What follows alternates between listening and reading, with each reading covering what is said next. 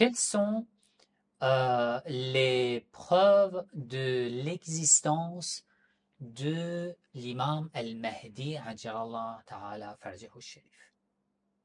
Quelles sont les preuves?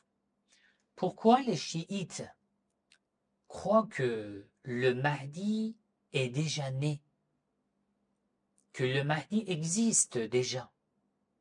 Parce que dans une vidéo, le Mahdi des sunnites, le Mahdi des chiites, j'ai parlé de ce sujet, les différences entre une version sunnite et une version chiite concernant le Mahdi. Il y a des différences. D'après les sunnites, le Mahdi est de la descendance du prophète Mohammed sallallahu alayhi wa sallam. D'après les chiites aussi, c'est pareil. D'après les sunnites, le Mahdi viendra à la fin des temps pour remplir la terre de la justice alors qu'elle a été couverte de l'injustice. D'après les chiites aussi, c'est pareil. D'après les sunnites, le Mahdi est de la descendance de l'imam al-Hassan, alayhi salam, le fils aîné de l'imam Ali, alayhi salam. D'après la plupart des hadiths sunnites. Mais quand même, il y a des hadiths qui disent qu'il est de la descendance de l'imam al-Hussein, alayhi salam. Mais d'après les chiites, le Mahdi est de la descendance de l'imam al-Hussein, alayhi salam. Ça, c'est une petite différence. Mais le point commun entre les deux, c'est quoi? D'après les sunnites et les chiites, toutes les branches, le Mahdi est de la descendance de Fatima, de Ali ibn Abi Talib, alayhi salam. La descendance de Fatima est considérée comme celle du prophète Muhammad sallallahu alayhi wa sallam. Il y a énormément de sources, de preuves qui le prouvent. D'accord. Très bien. Ça, c'est une version sunnite et une version chiite. D'après les sunnites, le Mahdi n'est pas encore né. Mais d'après les chiites, il est déjà né. Il est le fils de l'imam al-Hassan al-Askari. Il est né. Il est en occultation. Il est occulté. Il est présent. Il est vivant. Il est sur terre. Mais il est invisible. Quelles sont les preuves qui prouvent l'existence de l'imam al-Mahdi ajjalallahu ta'ala farjahu sharif? Il y a énormément de preuves par rapport à ce sujet. Nous pouvons donner des preuves historiques, des preuves théologiques, ainsi que des preuves gnostiques et même philosophiques. Parce que ce sujet est énormément vaste. Parler des preuves historiques ne suffit pas. Pourquoi?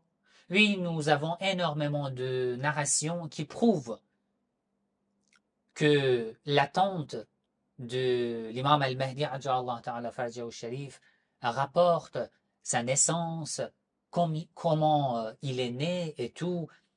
Les chiites, les partisans les plus proches à l'imam al-Mahdi ajjalallahu ta'ala, à l'imam al-Hassan al-Askari alayhi salam, ont rencontré son bébé, l'imam al-Mahdi ajjalallahu ta'ala farjahu sharif, jusqu'à l'âge de 5 ans.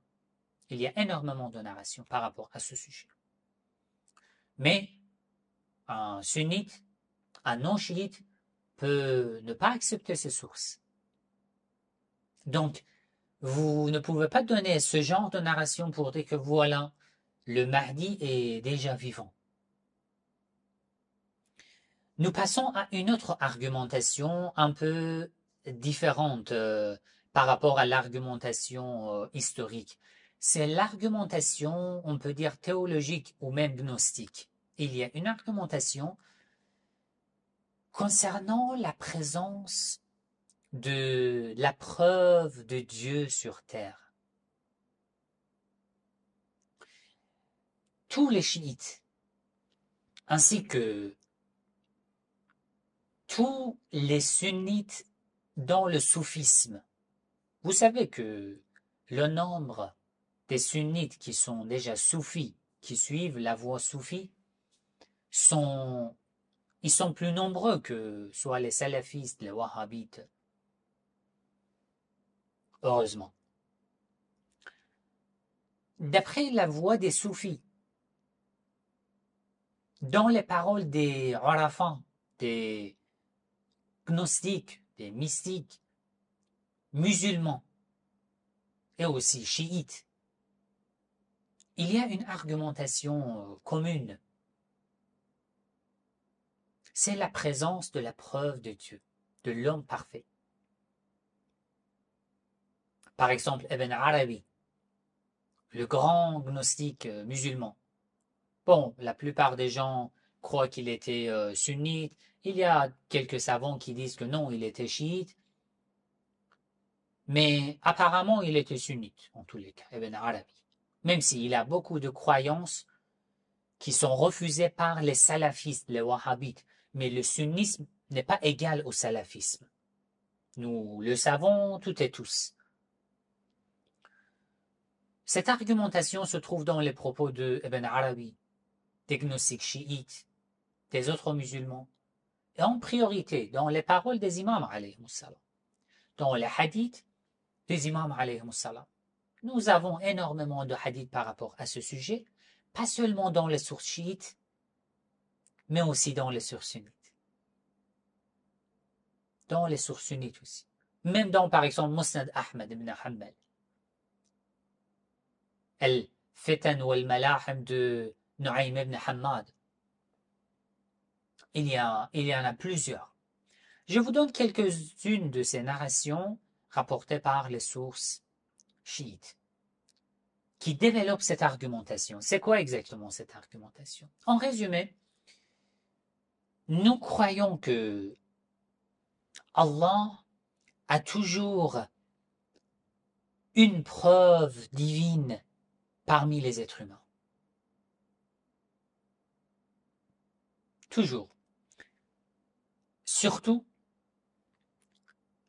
à partir de l'époque du prophète Adam. Parce que Adam était le premier prophète. Il n'était pas le premier homme sur terre. Il était le premier prophète. À partir de l'époque de Adam, la terre n'est pas restée sans preuve divine. Jamais. Parce que le lien entre le Créateur et la création ne doit pas s'interrompre. Sinon, toute la création serait anéantie. La preuve divine, c'est l'intermédiaire entre le Créateur et la création pour transmettre les grâces divines, la lumière, l'existence, la vie, le savoir, le pouvoir et tout.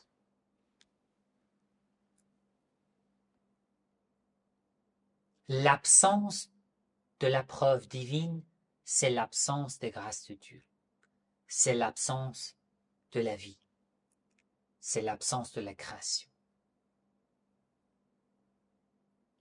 Ça, c'est l'effet de la preuve divine sur la création et il y a un effet sur la guidance. Parce que la preuve divine a une responsabilité de guider l'humanité vers le droit chemin. Avant la fin des temps, il doit être présent. Il est présent pour protéger au moins un minimum de lumière sur terre. Pour que personne n'ose dire à Allah au jour du jugement dernier, je ne pouvais pas avoir l'accès à la vérité. La preuve divine doit être présente. Sans présence de la preuve divine sur terre, être guidé vers le droit chemin n'est pas possible. Vivre sur terre, vivre dans ce monde, dans cet univers, n'est pas possible. C'est du shirk? Non, c'est pas du shirk. Ce sont des propos des salafistes, soit des wahhabites, la plupart des sunnites ou des soufis qui sont pas musulmans d'après les salafistes. Ibn Taymiyyah, le grand savant salafiste de Ahl al-Hadith, il dit Ibn Arabi, si Ibn Arabi n'est pas impie, n'est pas kafir, il n'y a pas de kufr sur terre. Ça veut dire qu'il est le symbole de kufr. Alors que Ibn Arabi était un grand savant musulman sunnite. Vous voyez la différence même dans la communauté sunnite. Donc, le fait de dire que oui, c'est du shirk d'après une minorité sunnite. Mais la preuve divine, al-hujja sur terre, doit être présente. Par l'intermédiaire de la preuve divine, Allah fait descendre beaucoup de choses, beaucoup de grâce, de lumière, la vie et tout. Il est nécessaire, indispensable. Pourquoi Allah ne fait pas tout ça sans intermédiaire? Allah ne peut pas. Bien sûr qu'Allah est omnipotent.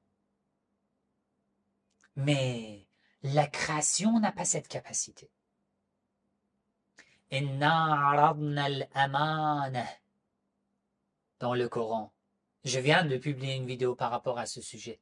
L'homme a osé de l'accepter. Vous pouvez chercher ce titre parmi mes dernières vidéos sur YouTube. Nous avons présenté, exposé un dépôt à toute la création. Les montagnes, la nature, tout ont refusé. Ils n'ont pas accepté. Parce que la responsabilité était lourde, mais l'homme a accepté. L'homme a accepté de devenir calife de Dieu, Khalifatullah, le représentant de Dieu, dans cette création. Et pourquoi? Le calife de Dieu. Pour qu'Allah lui l'enseigne al-asma'a kullaha, tous les noms. وَعَلَّمَ آدَمَ الْأَسْمَاءَ كُلَّهَا. Ce que les anges même n'arrivent pas à savoir. D'accord? Pourquoi? Parce que les montagnes, la nature, toute la création n'étaient pas capables à accepter une telle responsabilité. Mais l'homme a accepté. L'homme parfait en est l'exemple. Pour accepter cette responsabilité, pour qu'Allah minimise la force et l'intensité de ce qui va se transmettre vers la création. Sinon, la création n'a pas une telle capacité. Voilà. C'est ce que je peux dire en résumé.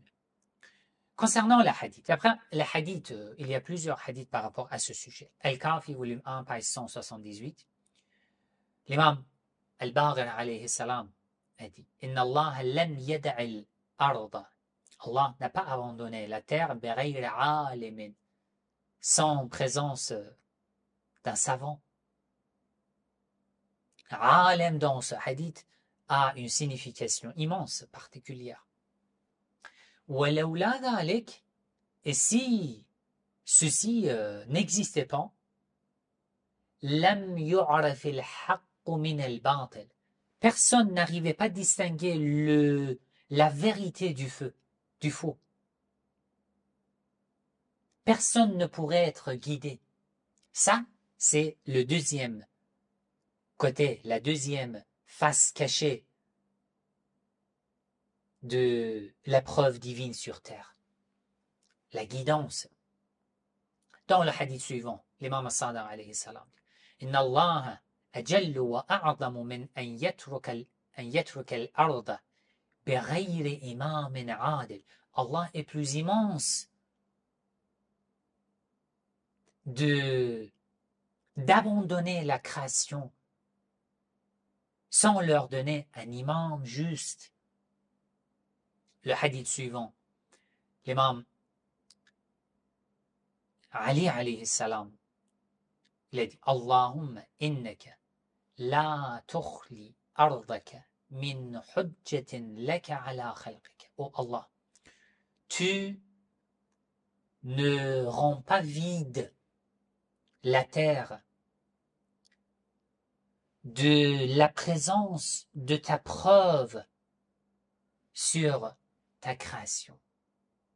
Min khalqika, c'est une preuve divine sur toute la création, pas seulement sur l'humanité, toute la création. Tu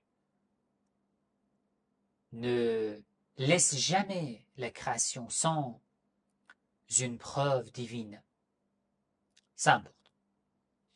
Le hadith suivant, l'imam al-Baqir alayhi salam, Wallah ma taraka Allah ardan منذ قبض Adam.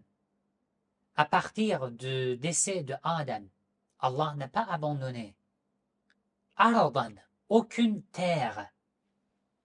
Il n'y a pas une seule terre, aucune terre. Ici, on peut avoir deux interprétations. Ça veut dire que, mis à part de la terre dans laquelle nous vivons, il y a d'autres planètes dans lesquelles il y a des créatures, ou ardan, ça veut dire n'importe quel endroit sur cette terre. C'est à vous de réfléchir. C'est pas notre question. Donc je continue. Illa wa fiha imam. Sauf si il y a un imam dans la terre, yahtadi bihi ila Allah wa huwa hujjatuhu ala ibadi, grâce auquel les gens trouvent la vérité, s'orientent vers la vérité, et il est la preuve divine sur ses serviteurs. ولا تبقى الأرض بغير إمام حجة الله على عباده. La terre ne persiste pas avec l'absence d'un imam, d'une preuve divine. Elle sera anéantie. Le hadith suivant. Le narrateur pose cette question à l'imam as-Sadiq alayhi salam. Atabqa al-ardu bighayri imam. La terre arrive à persister sans la présence d'un imam? L'imam alayhi salam a dit لو بقيت الأرض بغير إمام لساخت.